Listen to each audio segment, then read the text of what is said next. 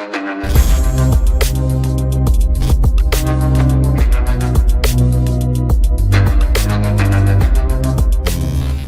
Everyone, welcome to our YouTube channel accounting Adda. मैं खुर्शीद अंसारी आज आपको ये बताने जा रहा हूँ कि अकाउंटिंग इक्वेशन क्या होता है। अकाउंटिंग इक्वेशन को अच्छे से समझने के लिए हमको बैलेंस शीट का नॉलेज होना चाहिए। तो हम क्या करेंगे, सबसे पहले बैलेंस शीट को समझेंगे और एक बार बैलेंस शीट को समझ गए देन अकाउंटिंग इक्वेशन की तरफ मूव करेंगे। तो आइए बैलेंस शीट को समझते हैं। बैलेंस शीट को समझने के लिए हमने एक सम लिया है, ये सम को सॉल्व करेंगे।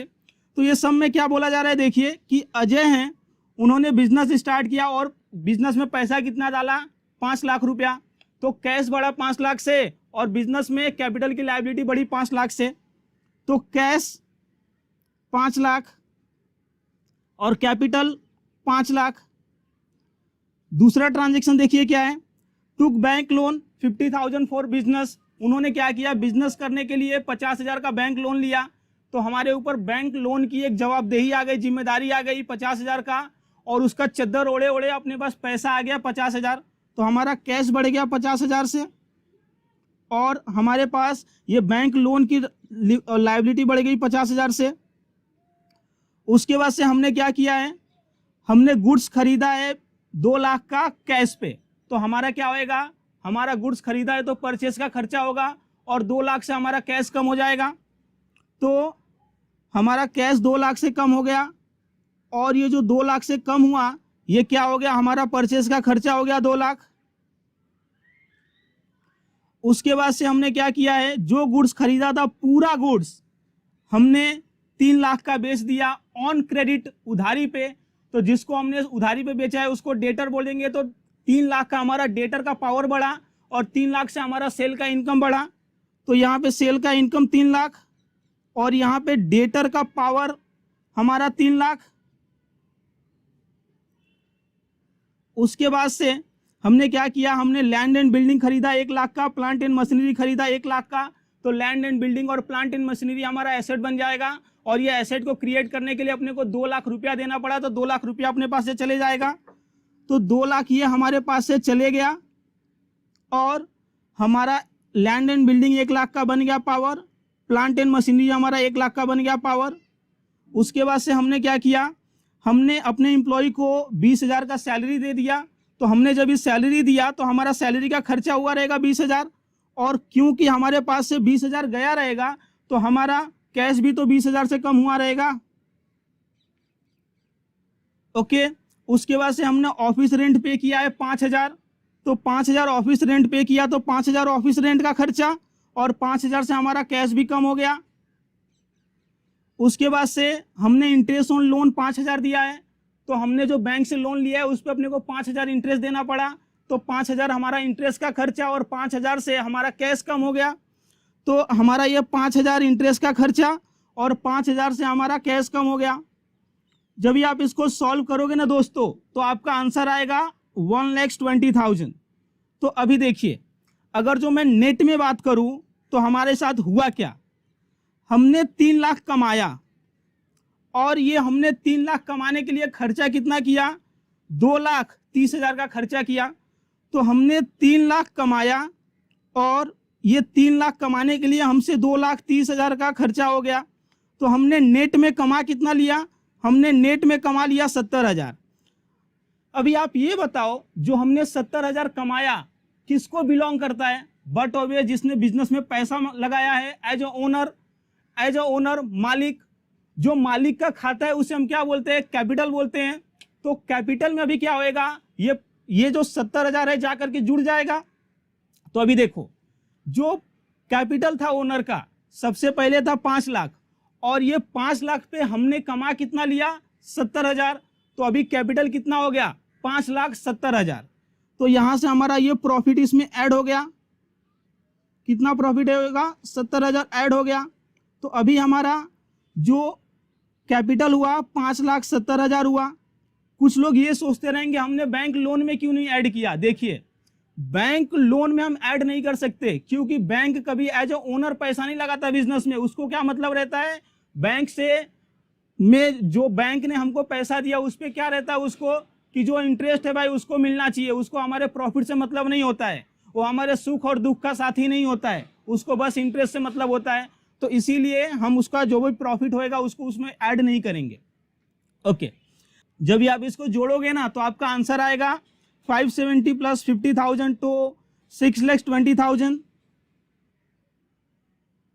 इसको भी जोड़ोगे तो 6,20,000 ही आएगा आपका। अभी बात आता है कि ये 6,20,000 क्यों आया और दोनों साइड सेम कैसे आ गया। देखिए, क्योंकि हमने हर चीज का डबल इफेक्ट दिया है। इसके लिए जितना हमने ट्रांजैक्शन का पहला इफेक्ट दिया उतना ही हमने ट्रांजैक्शन का दूसरा इफेक्ट भी दिया। फॉर एग्जांपल देखिए, हमने बिजनेस स्टार्ट किया तो 5 लाख का हमने कैपिटल लिया, किससे? ओनर से। तो देखिए हमारा कैपिटल भी 50,000 से बढ़ा और हमारा बैंक भी 50,000 से बढ़ा। इस तरह से जब हमने सैलरी पे किया तो हमारा सैलरी का खर्चा बढ़ा और दूसरी साइड क्या हुआ? दूसरी साइड 20,000 से ही हमारा कैश भी कम हो गया। तो आप समझ रहे हो, हमने हर चीज का डबल इफेक्ट दिया है और दोनों इफेक्ट एकदम बराबर है और यही रीजन है हमारा बैलेंस शीट टैली क्यों हो गया। ओके, अभी देखिए बैलेंस शीट को ये जो रहता है ना, जहां पे हम लायबिलिटी दिखाते हैं और दूसरी साइड एसेट दिखाते हैं, इसको हम बोलते हैं बैलेंस शीट। बैलेंस शीट क्यों इसको बोलते हैं हम? क्योंकि एक ऐसा ये पेपर है जहां पे बैलेंस लिखा रहता है। जैसे कि देखो, कैश का पहले अपने पास 5 लाख था, उसमें अपने को 50,000 लोन मिल गया, फिर हमने 2 लाख का गुड्स परचेज किया, फिर 2 लाख का लैंड एंड बिल्डिंग खरीद लिया, प्लांट एंड मशीनरी, फिर हमने सैलरी पे कर दिया, ऑफिस रेंट पे कर दिया, इंटरेस्ट ऑन लोन पे कर दिया, तो अपने पास बचा कितना? 1,20,000। तो हमारा ये बैलेंस बचा है ना। तो ये बैलेंस शीट क्या करता है? ये एक ऐसा पेपर है जो चीजों का बैलेंस बताता है कि ये इतना, ये इतना, इसीलिए हम बोलते हैं इसको बैलेंस शीट। और ये जो बैलेंस शीट है अपना लायबिलिटी और एसेट का पोजीशन बताता है। ओके, अपना बैलेंस शीट टैली क्यों होता है? मतलब कि liability is equal to asset क्यों हो गया? क्योंकि हमने हर चीज का डबल इफेक्ट दिया, इसके वजह से ये हुआ। अभी देखो, इसको हम और एनालाइज करें ना, ये हमारा बैलेंस शीट। ओके, ये अपना इनकम और एक्सपेंस जो है, इनको इनकम एक्सपेंस को हम क्या बोलते हैं? प्रॉफिट या लॉस अकाउंट। प्रॉफिट और लॉस क्यों ऐसा बोलते हैं हम? क्योंकि यहां पे इनकम और एक्सपेंस का कंपैरिजन कराया जाता है, मुकाबला कराया जाता है। अगर जो इनकम जीत गया एक्सपेंस से तो प्रॉफिट होएगा। हमारे साथ भी ऐसा ही हुआ ना। हमारे इस एग्जांपल में 3 लाख का इनकम आया और खर्चा कितना आया? 2,30,000 का। जो हमारा इनकम था वो 70,000 से जीत गया, तो इतने का अपने को प्रॉफिट हो गया था 70,000 का। समझ रहे हो? तो जहां पे एक्सपेंस और इनकम को दिखाया जाता है उसको प्रॉफिट एंड लॉस बोलते हैं, और जहां पे एसेट को दिखाया जाता है और लायबिलिटी को दिखाया जाता है उसको हम बोलते हैं बैलेंस शीट। और बैलेंस शीट टैली क्यों होता है? क्योंकि हम हर चीज का डबल इफेक्ट देते हैं। ओके, अभी आप देखोगे, अभी इसका एनालिसिस नंबर 2, मैं लायबिलिटी को बोल सकता हूं सोर्स ऑफ फंड। मैं लायबिलिटी को क्या बोल सकता हूं? Source of fund. Source of fund मतलब हमारे पास पैसे आए कहां से। तो देखिए, एक तो हमने लोन ले लिया 50,000 का, तो यहां से अपने पास आया पैसा। दूसरी साइड जो मिस्टर अजय थे उन्होंने बिजनेस में 5 लाख रुपया लगाया था, तो यहां से आया पैसा। तो ये दोनों मिलाकर के हमारे पास पैसा आया 5,50,000। और इस साल जो हमने बिजनेस किया है, इस बिजनेस से हमने 70,000 कमाया है, तो अभी तो हमारे पास आया ही ना। तो इन टोटल हमारे पास आया है 6,20,000 रुपया। और ये जो 6,20,000 रुपया है ये लगा कहाँ पे है? हमने क्या देखा अभी? Source of fund. पैसा आया कहाँ से? अभी हम देख रहे हैं एप्लीकेशन ऑफ फंड। एसेट क्या बताता है? एप्लीकेशन ऑफ फंड, मतलब पैसा लगा कहाँ पे। तो देखिए हमारे पास तो एक तो सीधा साधा कैश पड़ा हुआ है 1,20,000 का, और हमारे मार्केट में डेटर्स हैं। कितने के डेटर्स हैं? 3 लाख के। हमारे पास लैंड एंड बिल्डिंग है 1 लाख का, और हमारे पास प्लांट एंड मशीनरी कितना है? 1 लाख का। समझ रहे हो? तो जितना पैसा आया वो पैसा है कैसे। तो लायबिलिटी क्या बोलता है? कितना पैसा हमारे पास आया, कहाँ से पैसा आया। एसेट क्या बताता है? वो पैसे को हमने कहाँ लगाया और कितना हमारे पास कैश है। ओके, तो एसेट को हम बोलते हैं एप्लीकेशन ऑफ फंड, पैसा लगा कहाँ पे है, और लायबिलिटी को हम बोलते हैं सोर्स ऑफ फंड, पैसा आया कहाँ से है। समझे क्या? और ये asset is equal to liability क्यों हो गया? क्योंकि हमने हर चीज का डबल इफेक्ट दिया है। जो बिजनेस में पैसा लगता है वो दो लोग का लग सकता है साहब, एक तो बिजनेसमैन का और एक आउटसाइडर का। फॉर एग्जांपल आउटसाइडर यहाँ पे कौन हुआ? बैंक हुआ। तो बिजनेस में दो लोग का पैसा लगता है, एक तो ओनर का जिसे हम ओनर इक्विटी बोलते हैं, जिसे हम कैपिटल बोलते हैं, और अदर देन ओनर का जो पैसा बिजनेस में लगता है उसे हम लायबिलिटी बोलते हैं, आउटसाइड लायबिलिटी बोलते हैं। तो ये जो हमारा डिस्कशन था ये हमारा बैलेंस शीट के ऊपर डिस्कशन था। इसके बाद मुझे नहीं लग रहा है आपको डाउट होगा कि बैलेंस शीट क्या होता है। एक बार शॉर्ट में बता देता हूँ। बैलेंस शीट ये एक ऐसा पेपर होता है जो हमको बताता है हमारे पास एसेट कितना है और लायबिलिटी कितनी है। ओके, तो देखिए जो मैंने आपको ऊपर पढ़ाया उसके बेसिस पे हम कुछ ऑब्जर्वेशन लिख के रखे हैं जो मैंने आपको बता दिया है, फिर भी मैं इधर दिखा देता हूँ एक बार। तो as we give double effect for each and every transaction, क्योंकि हम हर ट्रांजेक्शन का डबल इफेक्ट देते हैं, एंड अल्टीमेट प्रॉफिट हम जा करके कैपिटल में ऐड कर देते हैं, हमारा liability is equal to asset हो जाता है। ओके, लायबिलिटी में दो चीजें इंक्लूड होती हैं, एक तो ओनर इक्विटी जिसे हम कैपिटल बोलते हैं, और दूसरा आउटसाइड लायबिलिटीज जिसमें हमारा बैंक लोन आ गया, क्रेडिटर्स आ गए। ओके, अभी देखिए ये जो लायबिलिटी होता है वो क्या बताता है? सोर्स ऑफ फंड, मतलब पैसा आया कहाँ से, और जो एसेट होता है वो बताता है एप्लीकेशन ऑफ फंड, पैसा गया कहाँ पे। ओके, अभी देखिए ये दूसरा अंडरस्टैंडिंग बड़ा ही इंपॉर्टेंट है अकाउंटिंग इक्वेशन को समझने के लिए। ये दूसरा अंडरस्टैंडिंग क्या बोलता है एक बार देखते हैं। ये बोलता है net result of business. Net result of business बोले तो इनकम में से जो हमने एक्सपेंस को माइनस किया तो हमारा क्या आ गया? या तो प्रॉफिट या तो लॉस। एडजस्टेड फ्रॉम कैपिटल, हम क्या करते हैं? कैपिटल से एडजस्ट करते हैं। प्रॉफिट आता है तो उतना हमको बिजनेसमैन को देना रहता है, और लॉस आता है तो उतना हम बिजनेसमैन के कैपिटल से माइनस कर देते हैं। ओके, अभी देखिए ये दूसरा अंडरस्टैंडिंग क्या बोल रहा है? Instead of existing net effect of all income and expenses, मतलब कि हमने जो प्रॉफिट को डायरेक्ट एडजस्ट कर दिया उसको वैसा ना करके हम इंडिविजुअल ट्रांजैक्शन का इफेक्ट दे कैपिटल में, तो भी तो सेम ही आंसर आने वाला है ना। मैं क्या बोल रहा हूं एक बार और, जो हमने कैपिटल में नेट प्रॉफिट का एडजस्टमेंट मारा, जो उसको ऐड किया, उसको छोड़ करके हम दूसरा क्या कर सकते हैं? हम ये कर सकते हैं जितने भी इनकम्स हैं उसको कैपिटल में ऐड कर दो। यहाँ पे जो अपना सेल था उसको कैपिटल में ऐड कर दो, और जितने भी एक्सपेंस थे, एक्सपेंस हमारे क्या थे? हमारा परचेज था 2 लाख का, उसके बाद सैलरी था 20,000 का, ऑफिस रेंट था 5,000 का, इंटरेस्ट एक्सपेंस था 5,000 का। तो ये जो भी खर्चे हैं इसको आप माइनस करोगे हमारे कैपिटल से तो भी तो आंसर सेम ही आएंगे ना। तो जो हम अकाउंटिंग इक्वेशन वाला टॉपिक करने वाले हैं उसमें अपने को क्या करना रहता है? प्रॉफिट एंड लॉस में नहीं जाना रहता है। हर चीज जितने भी एक्सपेंस है या इनकम है उसको डायरेक्टली हम कहाँ से एडजस्ट मार देते हैं? हम डायरेक्टली एडजस्ट मार देते हैं कैपिटल से। एडजस्टमेंट कैसे होएगा? जितने भी इनकम होंगे वो कैपिटल में ऐड हो जाएंगे, और जितने भी एक्सपेंस होंगे वो कैपिटल से लेस हो जाएंगे, और दूसरा इफेक्ट जहाँ पे जाना रहा वहाँ पे जाएगा। जैसे कि यहाँ पे हर दूसरा इफेक्ट कैश को अफेक्ट कर रहा था, तो दूसरा इफेक्ट तो वैसा ही होएगा, लेकिन इनकम और एक्सपेंस का जो खर्चा है उसको हम प्रॉफिट एंड लॉस में ना दिखाते हुए सबको हम एडजस्ट करेंगे कैपिटल अकाउंट से। ओके, तो यही मैंने यहाँ पे पूरा बताया है। अभी देखिए अब हम सीधे स्टार्ट करते हैं अकाउंटिंग इक्वेशन।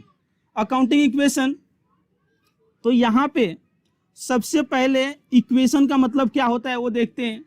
तो equation is a mathematical expression. क्या बोलता है ये? कि मैथमेटिकल एक्सप्रेशन है जहाँ पे 2 साइड इक्वल होता है। LHS is equal to RHS। Okay, अभी अकाउंट में क्या ऐसा एक्सप्रेशन है जो दोनों इक्वल होएगा? तो डबल इफेक्ट ऑफ ट्रांजेक्शन दोस्तों, double effect of transaction. Effect 1 is equal to what? Effect 2। ये दोनों क्या रहेंगे? बराबर रहेंगे, क्योंकि जितना हम चीज़ों का जो भी डबल इफेक्ट दिए, जितना डेबिट किए उतना ही क्रेडिट किए। ये डेबिट क्रेडिट क्या होता है हम सीखेंगे अपने जनरल एंट्री टॉपिक में। तो जो हमने डबल इफेक्ट दिया, दोनों सेम सेम दिया, दोनों को बराबर इफेक्ट दिया, बिकॉज ऑफ दैट हमारा क्या हुआ, यहाँ पे जो अकाउंटिंग इक्वेशन है वो टैली होएगा। अकाउंटिंग इक्वेशन में अगर जो मैं बात करूँ तो एक साइड हमारा एसेट रहेगा और दूसरी साइड क्या रहेगी, लायबिलिटी रहेगी। लायबिलिटी में दो लायबिलिटी रहेंगी, एक तो कैपिटल रहेगा जो ओनर के रिस्पेक्ट में हमारी जवाबदेही है, दूसरा आउटसाइड लायबिलिटी बनेगा जिसमें बैंक लोन हो गया, क्रेडिटर्स हो गए, ये सभी रहेंगे। ओके, तो ये अकाउंटिंग इक्वेशन होता है। अभी देखिए format for solving the sums, हम सम कैसे सॉल्व करने वाले हैं। तो सम सॉल्व करने के लिए हम यहाँ पे ट्रांजेक्शन लिखेंगे कि ट्रांजेक्शन 1, ट्रांजेक्शन 2, ट्रांजेक्शन 3, ट्रांजेक्शन 4, और यहाँ पे वो जो ट्रांजेक्शन है उसके वजह से कैपिटल इफेक्ट हो रहा है कि लायबिलिटी इफेक्ट हो रहा है कि दोनों इफेक्ट हो रहा है वो देखेंगे, और देन उस ट्रांजेक्शन से हमारे एसेट पे कहाँ इफेक्ट जा रहा है वो देखेंगे। क्या आप बता सकते हो इनकम और एक्सपेंस का जो खर्चा रहेगा वो कहाँ पे दिखाएंगे, या इनकम रहेगा वो कहाँ पे दिखाएंगे, उसको कहाँ से एडजस्ट करेंगे? सही बोला आपने, कैपिटल से एडजस्ट करेंगे उसको। ओके, अभी देखिए मैंने नोट क्या लिखा है कि जो अपने को नॉलेज चाहिए इस टॉपिक को सॉल्व करने के लिए वो हमने ऑलरेडी पढ़ चुका है, सीख चुका है इतने सारे बेसिक लेक्चर्स में।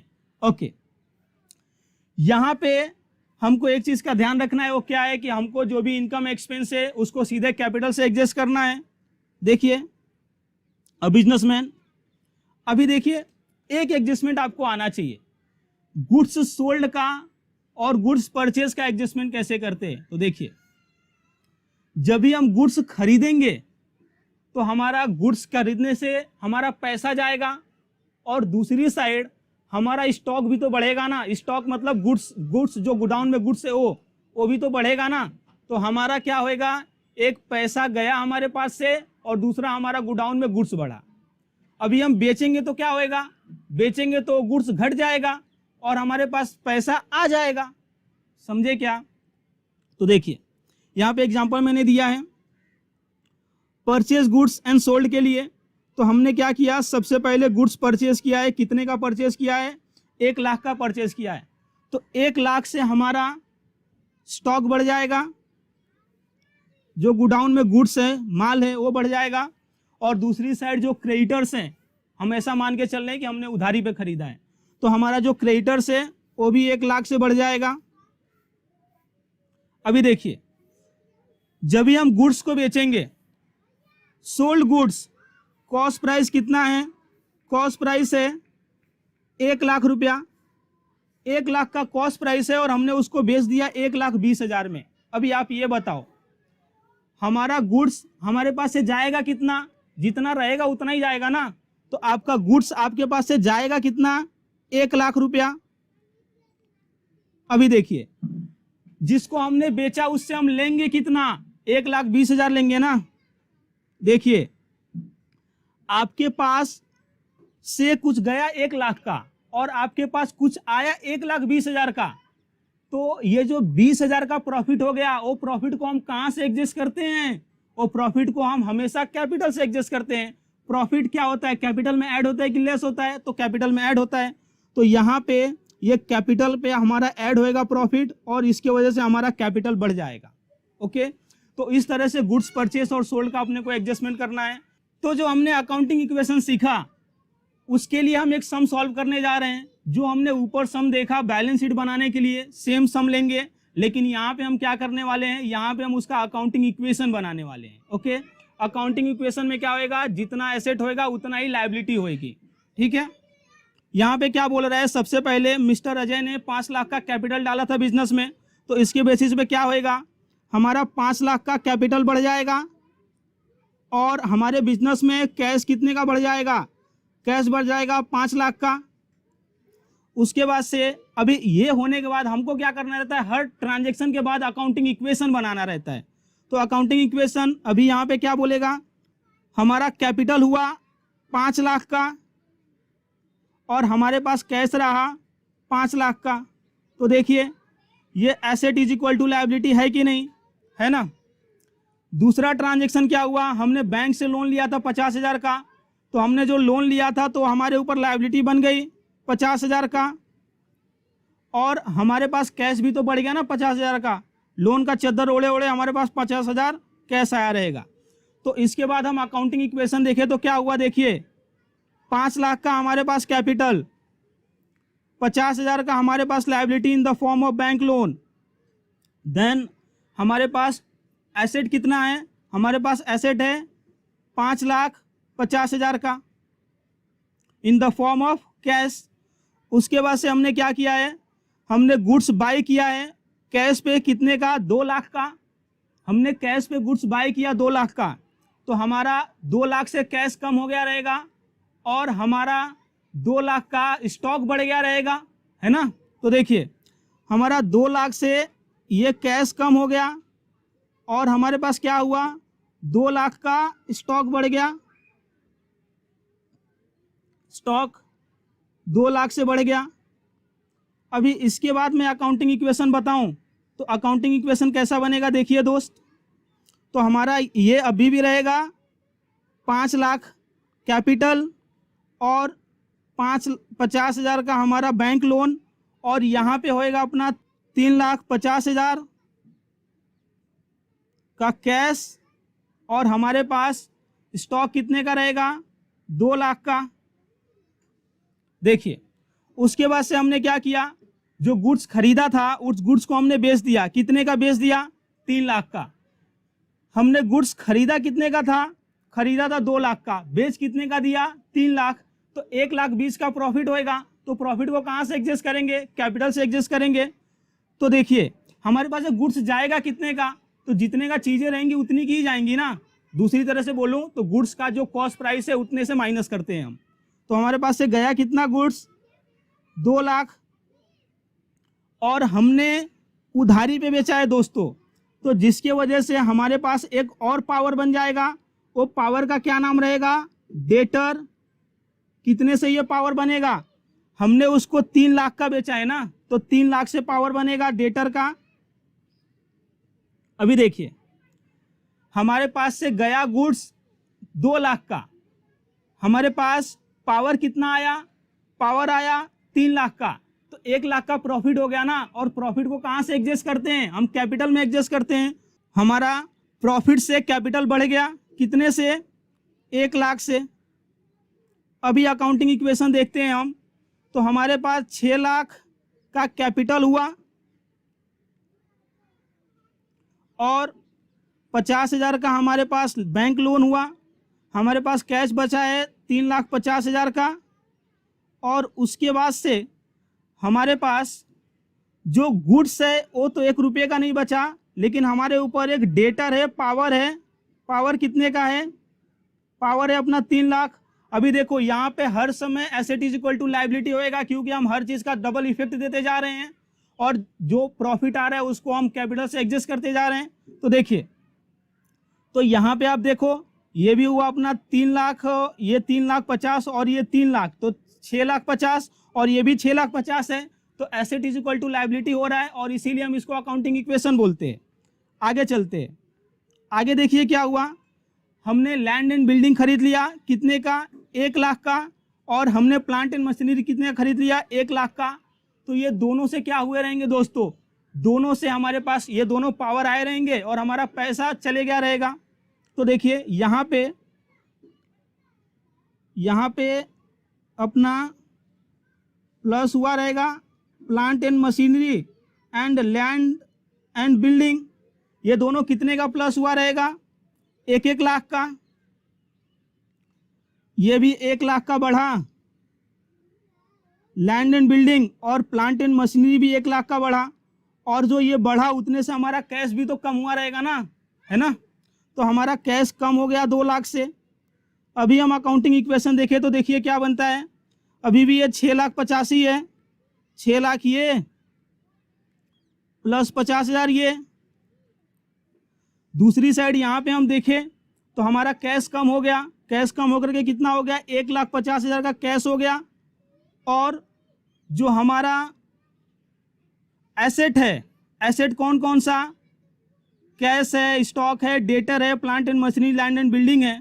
तो ये सभी मिला करके हमारे कितने हो गए, हमारा डेटर हो गया 3 लाख का, लैंड एंड बिल्डिंग हो गया 1 लाख का, प्लांट एंड मशीनरी हो गया 1 लाख का। ये दोनों को आप ऐड करोगे तो आपका ये टैली होएगा।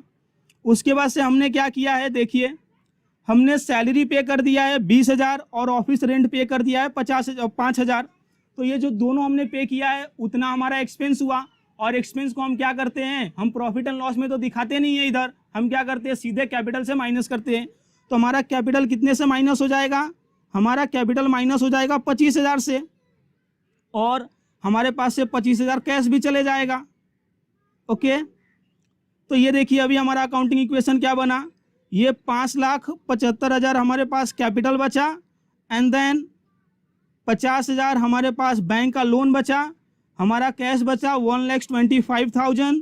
उसके बाद से हमारा डेटर बना 3 लाख का, हमारा लैंड एंड बिल्डिंग बचा 1 लाख का, प्लांट एंड मशीनरी बचा 1 लाख का। अभी जो अगला ट्रांजैक्शन हुआ है वो क्या है, हमने इंटरेस्ट ऑन बैंक लोन पे किया है। तो यहाँ पे भी क्या हुआ है, ये हमारा खर्चा हुआ है। तो जो हमारा खर्चा हुआ है उसमें क्या हुआ, एक तो हमारा खर्चा बढ़ गया, तो खर्चे को हम कहाँ से यहाँ पे एडजस्ट करते हैं, कैपिटल से। तो 5,000 ये माइनस कर दीजिए आप, और दूसरी साइड आप क्या करोगे, 5,000 से हमारा कैश भी कम हो गया, तो 5,000 यहाँ पे माइनस कर दीजिए आप। तो हमारा इक्वेशन क्या बना, देखिए हमारा फाइनल इक्वेशन बना 5,70,000। ये अपना 5 लाख का लोन अभी भी हमारे पास है। हमारा कैश बना 1,20,000 का, एंड देन हमारा जो डेटर है वो बचा 3 लाख का, देन हमारा जो लैंड एंड बिल्डिंग है वो बचा 1 लाख का, प्लांट एंड मशीनरी है वो बचा 1 लाख का। देखिए ये कैपिटल, लोन, ये अपना कैश, ये हमारा debtor, plant and machinery, land and building. तो ये हमारा हुआ 6,20,000। और ये भी आप देखोगे तो 6,20,000 होएगा। ओके, और इस टॉपिक को हम बोलते हैं अकाउंटिंग इक्वेशन। आपको एक मजे की बात बताऊं, यहाँ पे ये है ना जो 6,20,000 आया है, ये देखिए हमारे बैलेंस शीट में भी 6,20,000 ही आया है। 6,20,000 ही आया है। ये कैसे हो गया, होना ही था। जो हमने काम किया बैलेंस शीट को बनाने के लिए, वही तो हमने काम किया अकाउंटिंग इक्वेशन को भी बनाने के लिए। हमने अकाउंटिंग इक्वेशन में बस एक शॉर्टकट मार दिया। हमने क्या किया, जो चीजें प्रॉफिट एंड लॉस को इंपैक्ट कर रही थी सीधे हमने कैपिटल से एडजस्ट कर दिया। हमने क्या किया, जो भी एक्सपेंसेस थे उसको कैपिटल से माइनस कर दिया, और जो भी इनकम थे उसको कैपिटल में ऐड कर दिया, है ना। और इसको छोड़ करके हर चीजों को हमने सेम रखा, और जो सेल्स वाला प्रॉफिट था हमने स्टॉक का एडजस्टमेंट करके कैपिटल में सीधे ऐड कर दिया 1 लाख का प्रॉफिट। तो इस तरह से हमारा ये दोनों आकर के मैच हो गया। तो मैं ऐसा बोल सकता हूं कि जो हमारा अकाउंटिंग इक्वेशन है वो बैलेंस शीट ही है। हाँ, हम बोल सकते हैं।